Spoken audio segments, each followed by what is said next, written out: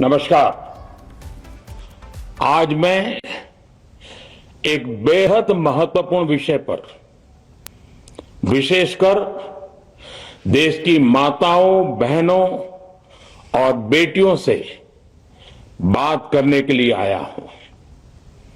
आज भारत का हर नागरिक देख रहा है कि कैसे भारत की नारी शक्ति की उड़ान को रोक दिया गया,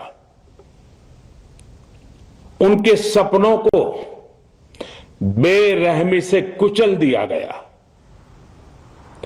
हमारे भरसक प्रयास के बावजूद हम सफल नहीं हो पाए।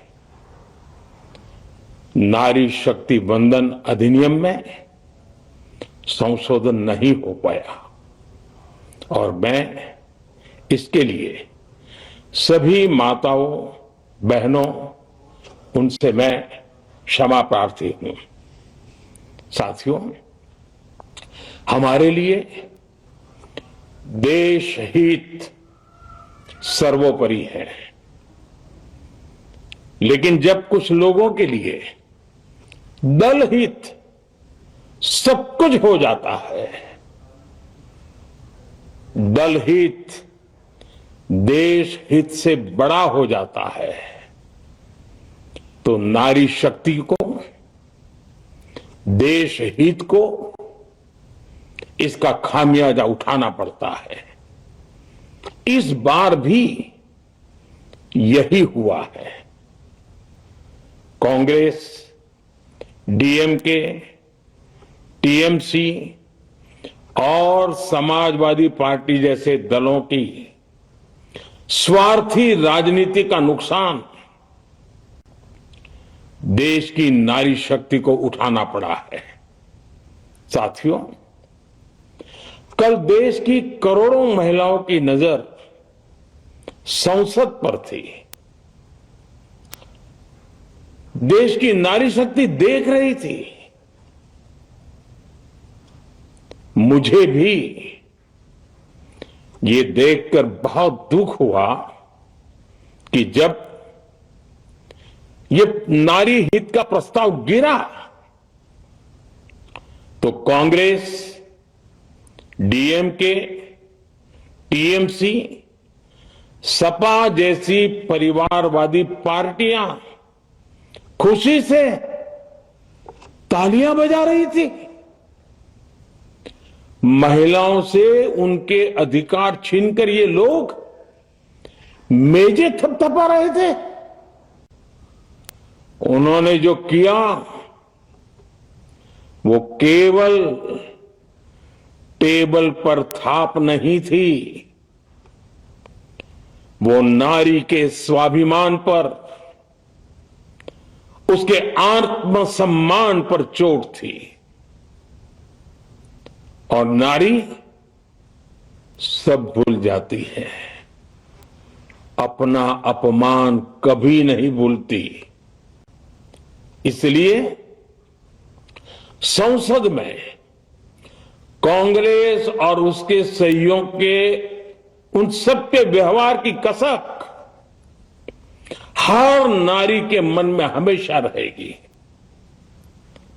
देश की नारी जब भी अपने क्षेत्र में इन नेताओं को देखेगी तो वो याद करेगी कि इन्हीं लोगों ने संसद में महिला आरक्षण को रोकने का जश्न मनाया था, खुशियां मनाई थी।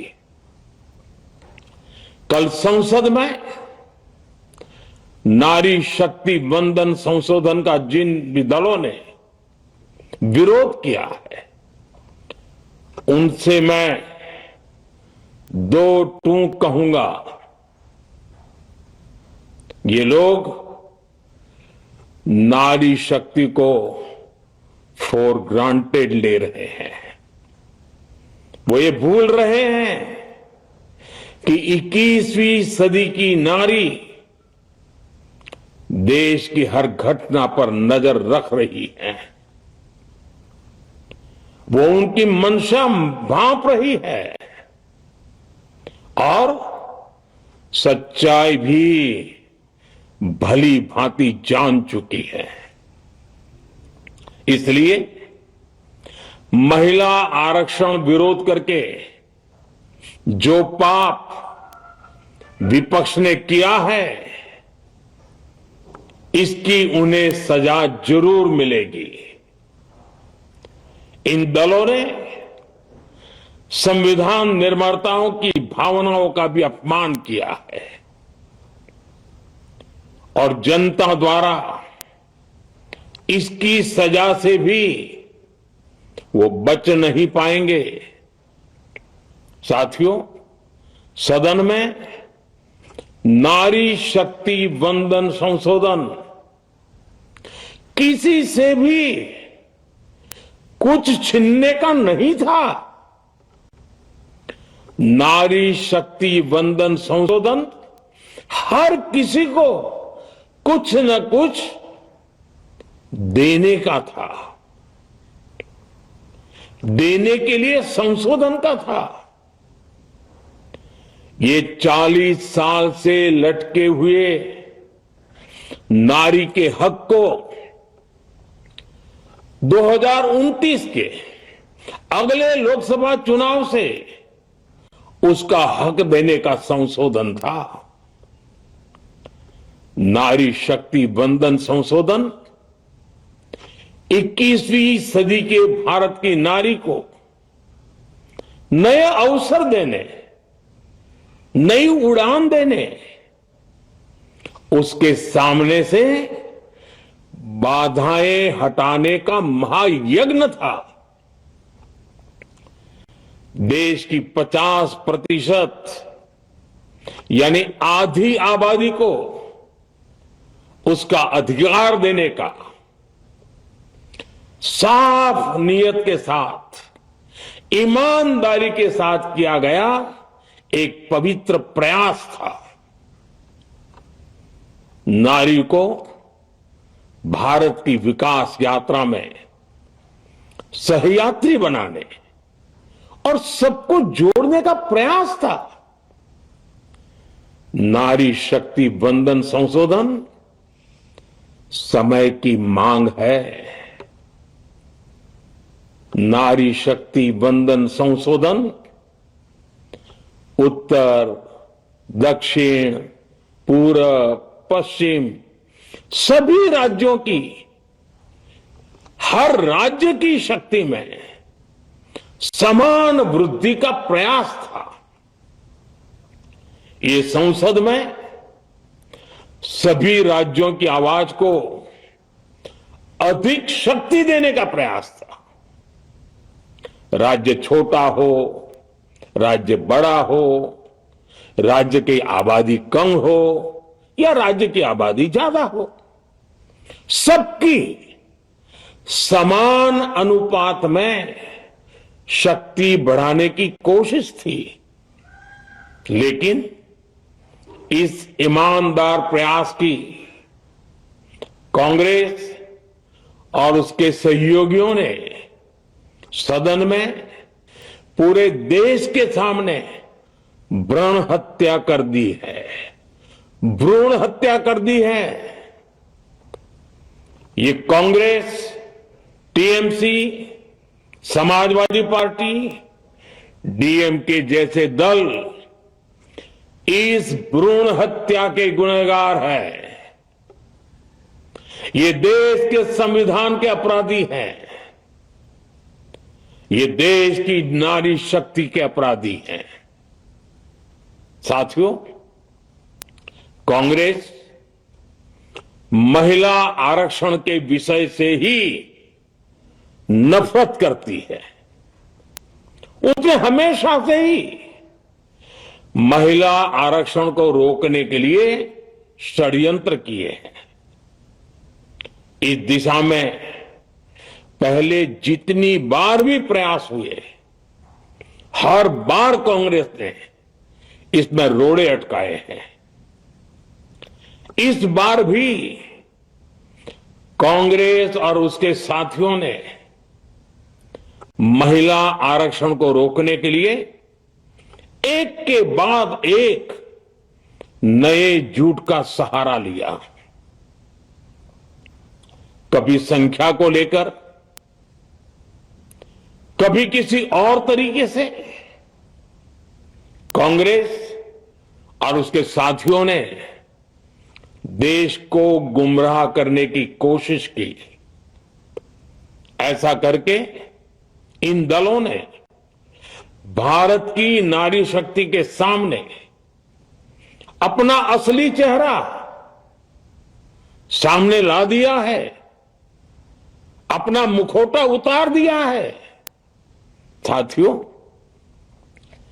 मुझे व्यक्तिगत तौर पर आशा थी कि कांग्रेस अपनी दशकों पुरानी गलती सुधारेगी।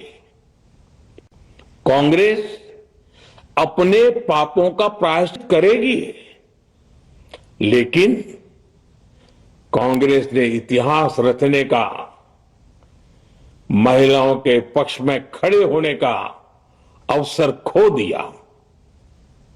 कांग्रेस खुद देश के अधिकांश हिस्सों में अपना वजूद खो चुकी है।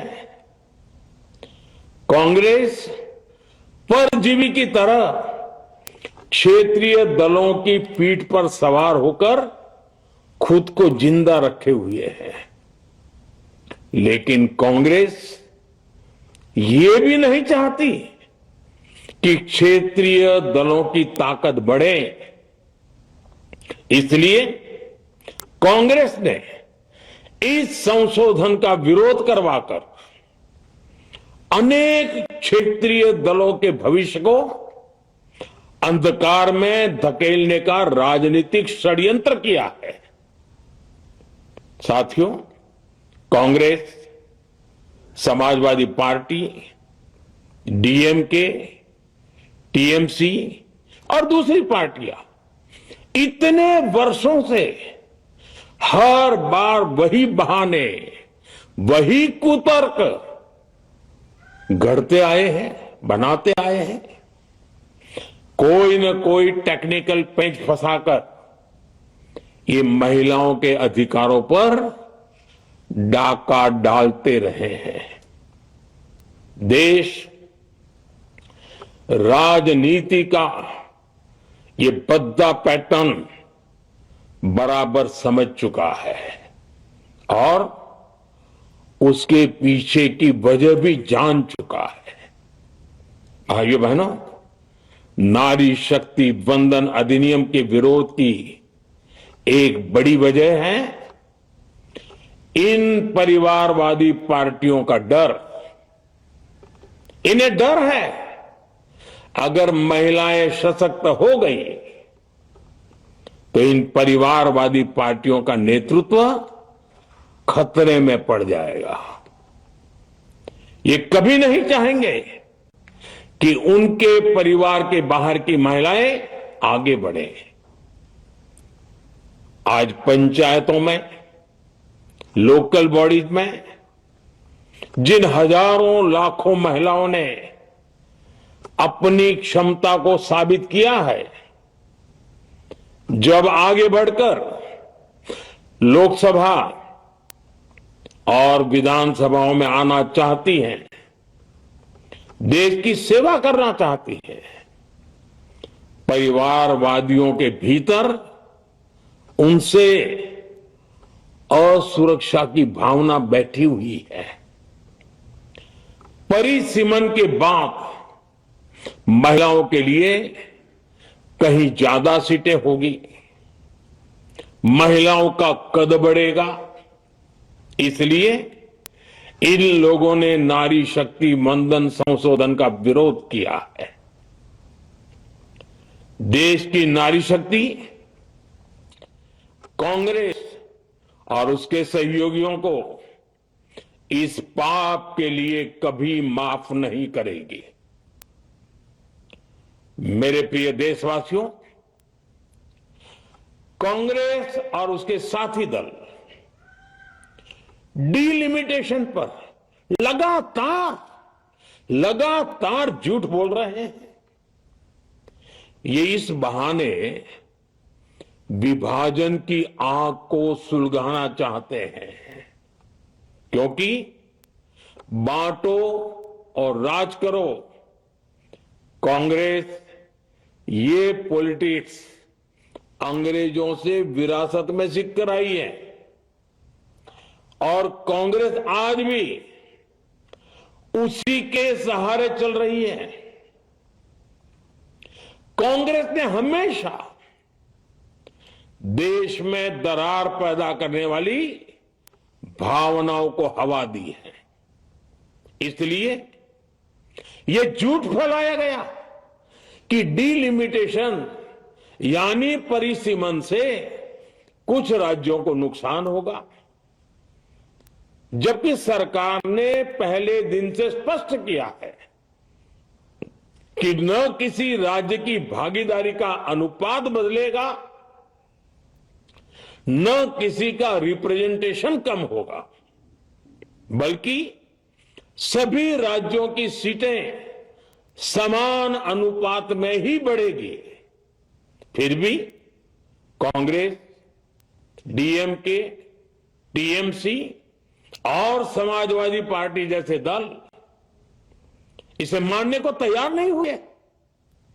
साथियों, ये संशोधन बिल सभी दलों और सभी राज्यों के लिए एक मौका था, एक अवसर था।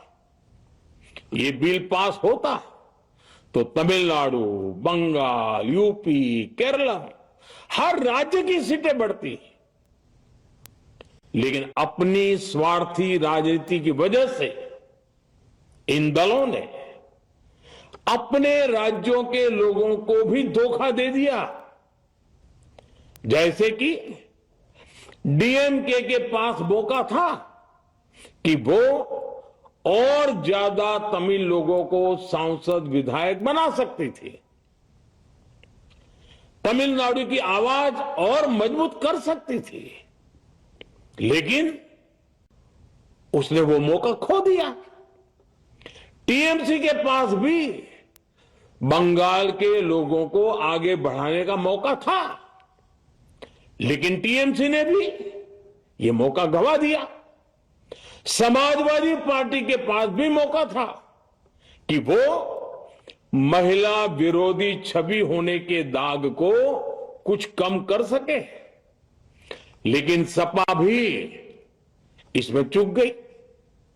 समाजवादी पार्टी लोहिया जी को तो पहले ही भूल चुकी है। सपा ने नारी शक्ति वंदन संशोधन का विरोध करके लोहिया जी के सारे सपनों को पैरों तले रौंद दिया है। सपा महिला आरक्षण विरोधी है, ये यूपी की और देश की महिलाएं कभी नहीं भूलेगी। साथियों, महिलाओं के आरक्षण का विरोध करके कांग्रेस ने फिर एक बात सिद्ध कर दी है।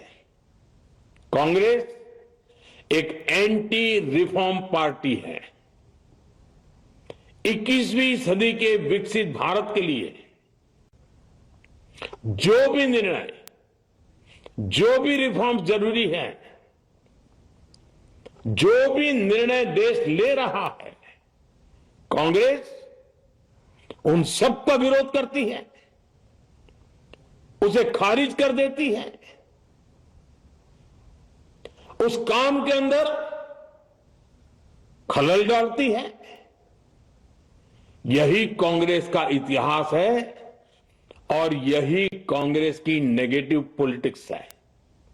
साथियों, ये वही कांग्रेस है जिसने जनधन, आधार, मोबाइल, स्त्री शक्ति का विरोध किया। कांग्रेस ने डिजिटल पेमेंट्स का विरोध किया। कांग्रेस ने जीएसटी का विरोध किया। कांग्रेस ने सामान्य वर्ग के गरीबों को आरक्षण का विरोध किया। कांग्रेस ने ट्रिपल तलाक के विरुद्ध कानून का विरोध किया। कांग्रेस ने आर्टिकल 370 हटाने का विरोध किया। हमारा संविधान, हमारे कोर्ट जिस यूनिफॉर्म सिविल कोड, समान नागरिक आचार संहिता को, यूसीसी को जरूरी बताते हैं, कांग्रेस उसका भी विरोध करती है। रिफॉर्म का नाम सुनते ही कांग्रेस विरोध की तख्ती लेकर दौड़ पड़ती है। ऐसा कोई भी काम जिससे देश मजबूत होता है, कांग्रेस उसमें बाधाएं खड़ी करने के लिए पूरी शक्ति लगा देती है। Congress one nation one election का विरोध करती है। कांग्रेस देश में घुसपैठियों को भगाने का विरोध करती है। कांग्रेस मतदाता सूची के शुद्धिकरण एसआईआर का विरोध करती है। कांग्रेस वक्फ बोर्ड में रिफॉर्म का विरोध करती है। साथियों, कांग्रेस ने शरणार्थियों को सुरक्षा देने वाले सीएए कानून तक का विरोध किया। इस पर झूठ बोलकर, अफवाहें फैलाकर देश में बवंडर खड़ा कर दिया। कांग्रेस माओवादी नक्सली हिंसा को समाप्त करने के देश के प्रयासों में भी रुकावटें डालती है। कांग्रेस का एक ही पैटर्न रहा है, कोई भी रिफॉर्म आए तो झूठ बोलो, भ्रम फैलाओ। इतिहास साक्षी है, कांग्रेस ने हमेशा यही नेगेटिव रास्ता चुना है। साथियों, जो भी कार्य देश के लिए जरूरी फैसला होता है, कांग्रेस इसको कारपेट के नीचे डाल देती है। कांग्रेस के इसी रवैये की वजह से भारत विकास की उस ऊंचाई पर नहीं पहुंच पाया जिसका भारत हकदार है।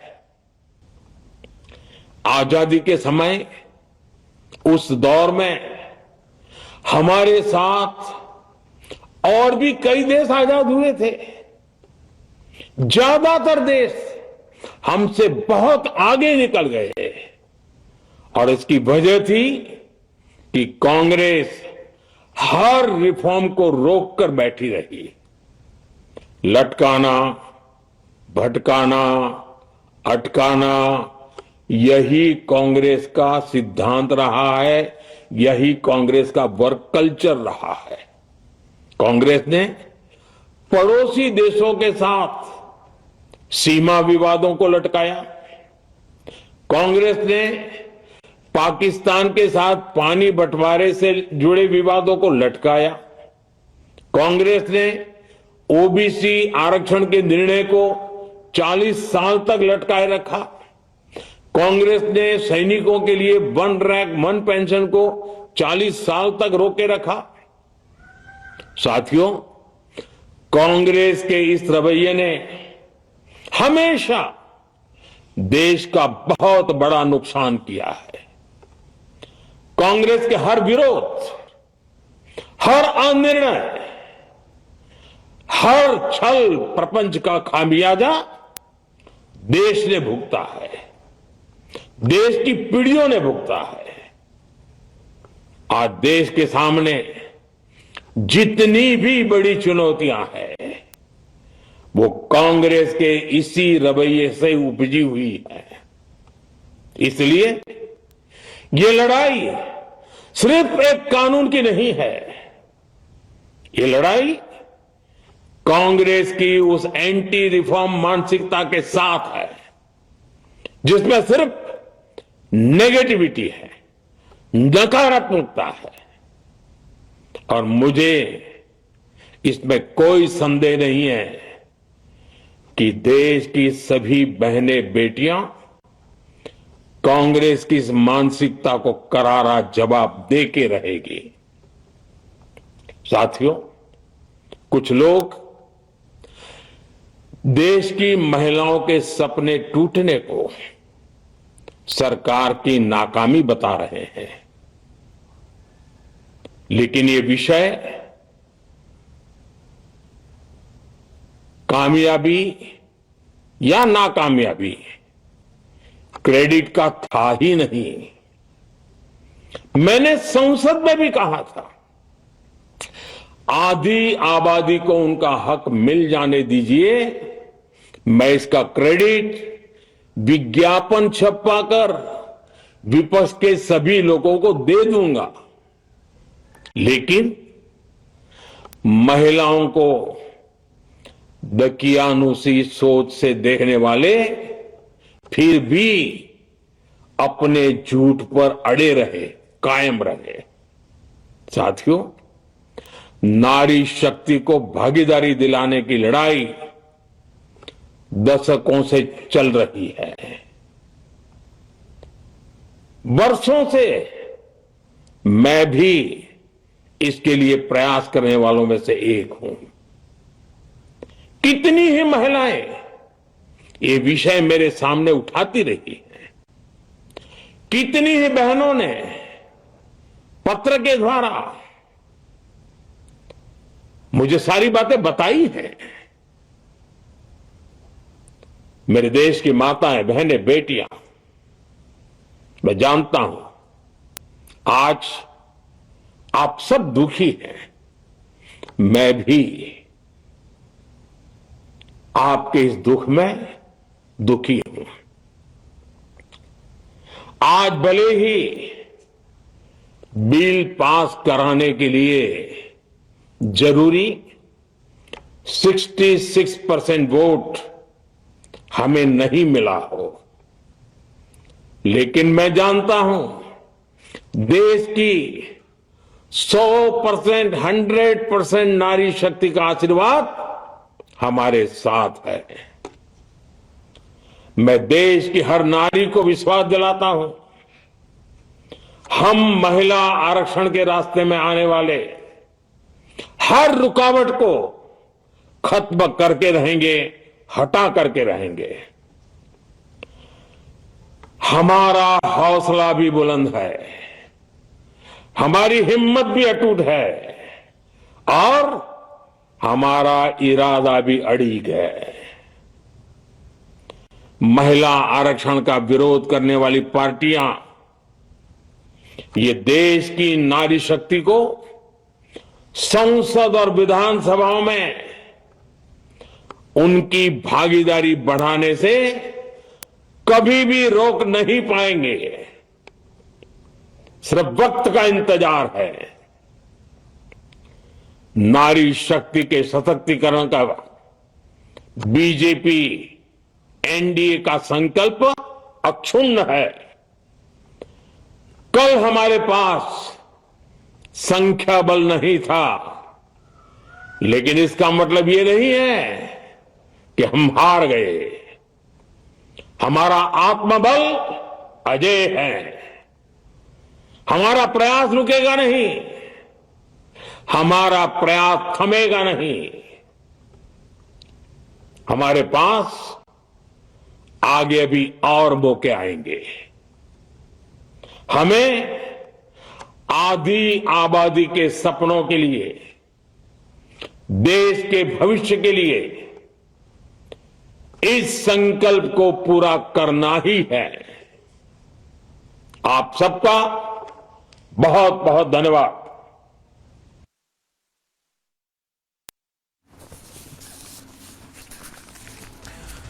तो आज पीएम मोदी ने बता दिया है कि कांग्रेस ने एंटी रिफॉर्म पार्टी है और इसको लेकर पीएम मोदी ने देश की जनता को, महिलाओं को बताया कि पीएम किस तरह से महिला आरक्षण बिल को लेकर प्रतिबद्ध थे, लेकिन कांग्रेस पार्टी और तमाम विपक्षी दलों ने उसमें साथ नहीं दिया और उन्होंने कहा कि आने वाले भविष्य में इसका खामियाजा पार्टी को और विपक्ष को भुगतना पड़ेगा।